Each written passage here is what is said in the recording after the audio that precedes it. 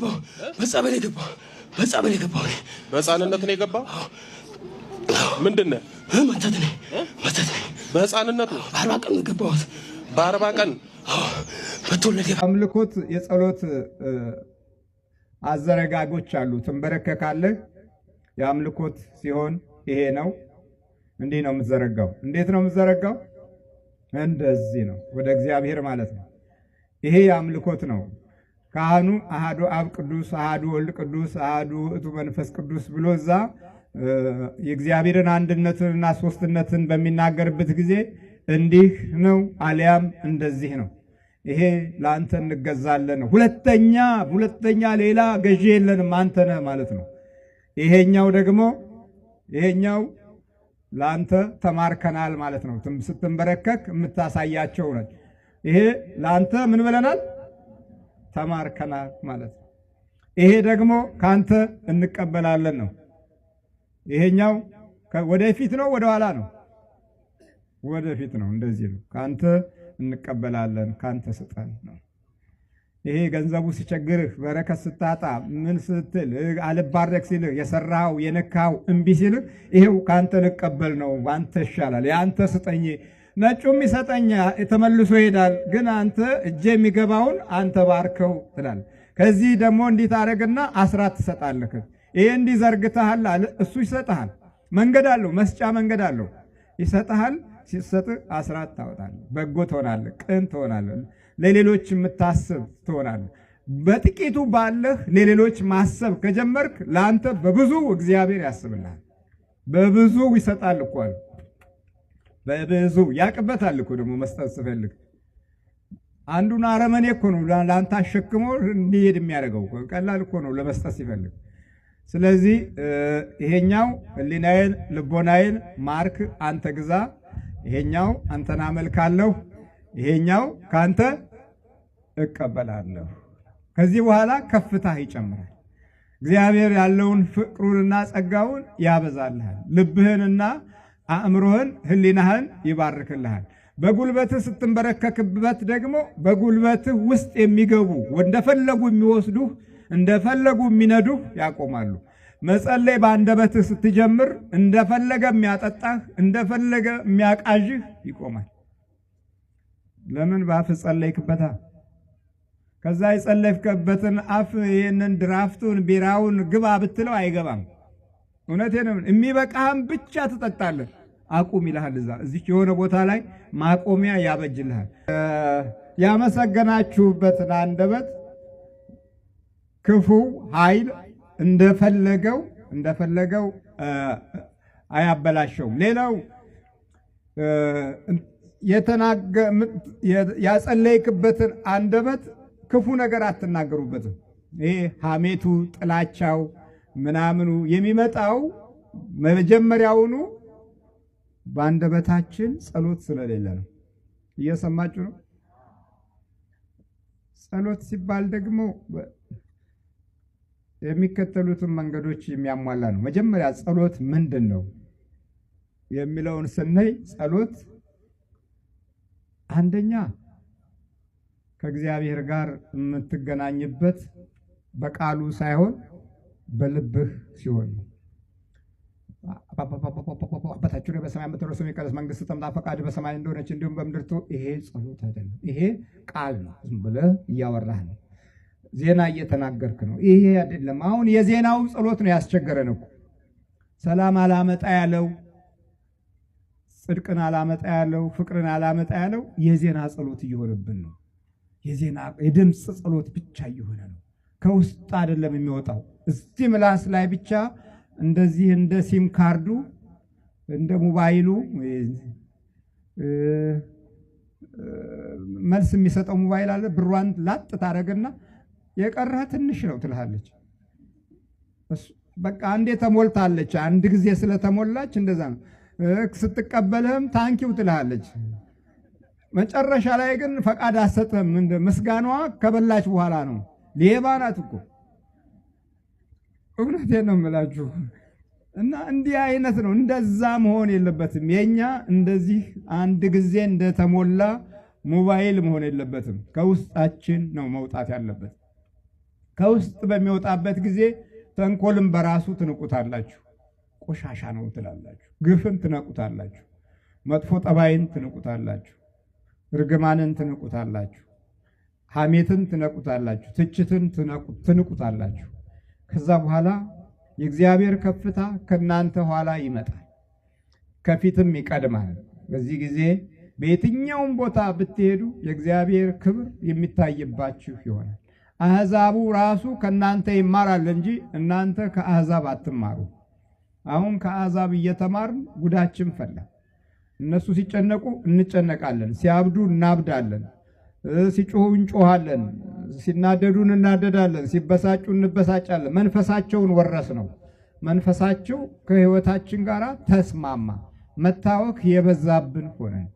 ስለዚህ እንዲህ እንዳይሆን ጸሎት መጀመሪያ ከልቦና ውስጥ አብሮ መውጣት አለበት። ስትጸልየው አብሮት ይወጣል። ቀጥሎ ከአእምሮ ጋር ትስማማለህ። ቀጥሎ ከህሊና ጋር ትስማማለህ። እነዚህ ሶስቱ መስመሮች አንድ በሚሆኑበት ጊዜ እግዚአብሔር ካንተ እልፍኝ ውስጥ ሳይሆን ካንተ ልብ ውስጥ ነው ያለው። ከናንተ ጓዳ ውስጥ ሳይሆን ከናንተ ህሊና ውስጥ ይሆናል፣ በመንፈስ ቅዱስ ማለት ነው። ከዚህ በኋላ ወሬኞች ሲመጡ ወሬ አልወድም ትላለህ። ሐሜት አልወድም፣ ነገር አልወድም፣ አልፈልግም። ሌላ እንጫወት፣ ስለ መንፈሳዊ ጸጋ እንጫወት፣ ስለ እግዚአብሔር ክብር እንጫወት ብለህ ቋንቋ ታስለውጣላችሁ። አለበለዚያ ግን ይሄ በእንትን የቃልና የድምፅ ብቻ በሚሆንበት ጊዜ መናፍስቱ ራሱ ህይወትን አብሮት ይለምደዋል። ልብህን ይለምደዋል፣ አእምሮህን ይለምደዋል፣ ጠባይን ይለምደዋል፣ እንቅስቃሴህን ይለምደዋል። ከዛ በኋላ ወደፊት ስትሄድ እሱ የሆነ ገመድ አበጅቶ ወደኋላ ይጎትታል። ወደፊት ስትሮጡ እሱ የሆነ መሰናክል አበጅቶ እንድትደክሙ ያደርጋችኋል፣ እንድትዝሉ ያደርጋችኋል። ለበረከት የምትዘጋጁበትን መንፈስ ከህይወታችሁ ያርቃል። እግዚአብሔር ማስተዋሉን ይስጠን። በመውጣት ተው። ምንድነው? ተው፣ ረፍ። በስላሴ ይዣለሁ። ረፍ በድንግል ማርያም። እንዴ ተንበርከክሽ። ምንድነው? በሕፃንነት የገባሁ ነኝ። በአርባ የገባሁ በጸበል የገባሁ ነኝ። በሕፃንነት ነው የገባው? ምንድነው? መተት ነኝ። በሕፃንነት ነው? በ40 ቀን ነው የገባሁት። በ40 ቀን? በተወለደ በ40 ቀን ነው የገባሁት። ምን አድርገህ ተብለህ ነው? አሳብሬው ክጄለው አብሬው አንገራተው ዜሮ ነው። አይምሮ ምንም የለም። ቆይ ገና እኮ የ40 ቀን ሕፃን ነው። በ40 ቀን ነው እድሉን የምናነበው። በ40 ቀን ነው የምናነበው። እድሉን ያነበባችሁት በ40 ቀኑ ነው? በ40 ቀን ነው። ማሮጥ ነው፣ ማንከርከል ነው። ከቤተሰብ ዜሮ ነው። ቤተሰብ ምንም የለም። ቤተሰብ እንደሞተ ነው የሚያውቀው። ቤተሰብ ማንም የሚያውቀው ቤተሰብ። እሺ ለምንድን ነው ልብሱን ያስወለቃችሁት? አሳብደው እንደዚህ ራቁት ሆኖ ነው? አዲስ አበባ ተገባ 8 ዓመት ከምናምን ሞላው። አንድ ብር ጊዜ የለም። አንድ ብር ልጁን እብድ ብላስመስለው በቁሙ እብድ። እሺ በቃ በቁሙ ሙት ነው የሚያስመስለው። በቁሙ ሙት። ጨርቁን እንደዚህ ጥሎ ራቁቱን እብድ ሆኖ እንዲቀር ነው? ራቁቱ አዲስ አበባ ያስገባ ነው። ግን አውቃለሁ አዲስ አበባ ገብቶ በቃ ራቁቱን ነው የገባው? ራቁቱ ነው ራቁቱ። ወይ ጉድ! በ40 ቀን ምንም የማያቀጻለች እድል አንብበው እድል ወስደው አነበብን። ግጥም አድርገን እድል አነበብን። በቃ መቸብቸብ ነው እድሉ መቸብቸብ። ትናንት ሸኝተህ ትናንትና በቃ በ40 ቀን አነበብን ገባን። በቃ መቸብቸብ ነው። እኛ በጻፍ ብቻ ነው በቃ ዜሮ። አንድ አይምሮ ምንም አይምሮ አይሰራም። ሙት ነው በቃ ሙት። ሰው እንደዚህ ታዩ ራሱ ጓደኞች አብረውት ጓደኞቹ ራሱ በቃ ይሸሻል። መንገድ ልቆ ነው የሚሄደው ማንም። መጨረሻ ለኛ ሸምና ሲዘዋለን በቃ የለም። አንድ ቀን ራሱን አያውቅም። አንድ ቀን እንኳን ለአንድ ሰከንድ ራሱን አያውቅም። በቃ እኛ ነን መቶ እናንቀሳቀሰው እኛ ነን እስካሁን ድረስ። ወይ ጉድ! እሺ ተዘጋጅ። በስላሴ ስም በልጥራ። በስላሴ ስም፣ በኃያሉ በመድኃኒዓለም ስም። ሴት አይነጥላለሁ። ሴት አይነጥላለሽ? ከእናቴ መጣሽ? ነይ እስኪ ምንድን ነው የምታረጊው? እኔ ስጋ ለበስ ነኝ። እገናኘዋለሁ። ሌሊት እየመጣሽ ትገናኘዋለሽ? እገናኘዋለሁ። በምንድን ነው የምትመሰየው? በቃ የሆነ በቃ ሙት አስመስዬ ሙት መስዬ ነው የምገናኘው። ሙት መስዬ ሙት መስዬ። ስንት ጊዜ ነው ከሱ ጋር እንዲህ ስታረጊ? አብሬ ተወለድኩት አብሬ። ስንት አመቱ ነው ልጁ? 28 አመት ሙሉ አብረሽ? 28 አመቱ ነው። አንድ ነገር የለውም። አንድ ነገር በቃ ዜሮ ነው። እንዲያገባም አትፈልጊም? እንዲያገባ አልፈልግም። አልፈልግም። ሚስት ሆነሽ ተቀምጠሻል? አብሬ እንቀምጠው ማብረር ነው በቃ ማብረር በሰኩንድ በነገር ካሰበ በቃ አብረው ነው ማብረር ነው በቃ መሄድ ነው ማብረር ነው በቃ። ይገርምና እሺ ተዘጋጅ። አንቺን በስላሴ ስም ተዘጋጅ። በስላሴ ስም፣ በመድኃኔዓለም ስም፣ በወላዲተ አምላክ ስም፣ በቅዱስ ሚካኤል ስም፣ በቅዱስ ገብርኤል ስም፣ በቅዱስ ሩፋኤል ስም፣ በቅዱስ ኡራኤል ስም፣ በመጥምቁ ዮሐንስ ስም፣ በሰማዕቱ በቅዱስ መርቆሬዎስ ስም በ40 ቀን በእድሉ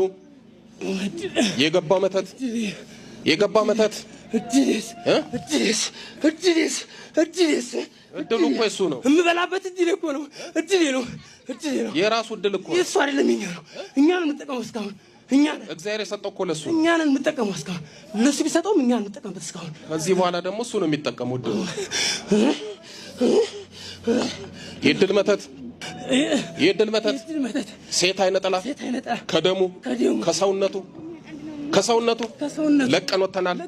በስላሴ ስም ለዘላለም በሲኦል ታስረናል። የዘጋነውን እድሎቹን በድንግል ማርያም ስም ከፍተናል።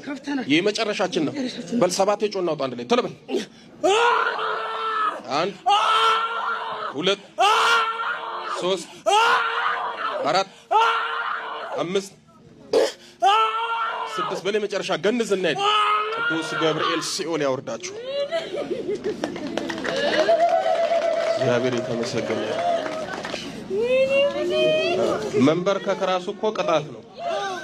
ለዛ ነው የሰው ዕድል እየወሰዳችሁ ና እስኪ ና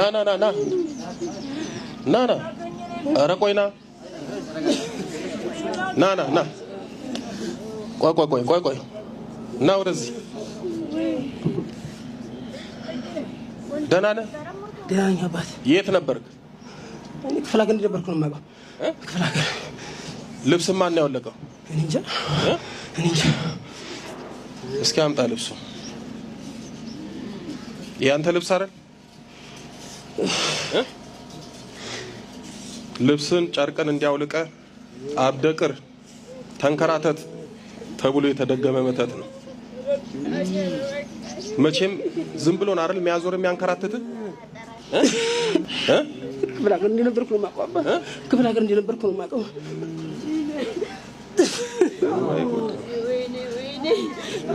ይሄ ልብስ ነው ጨርቅን ጣል እበድ ተብሎ የተደረገበት መተት ነው። አይዞህ በል ልብስ ልበስ። መብራን የመጨረሻ ታርግልህ በሉት።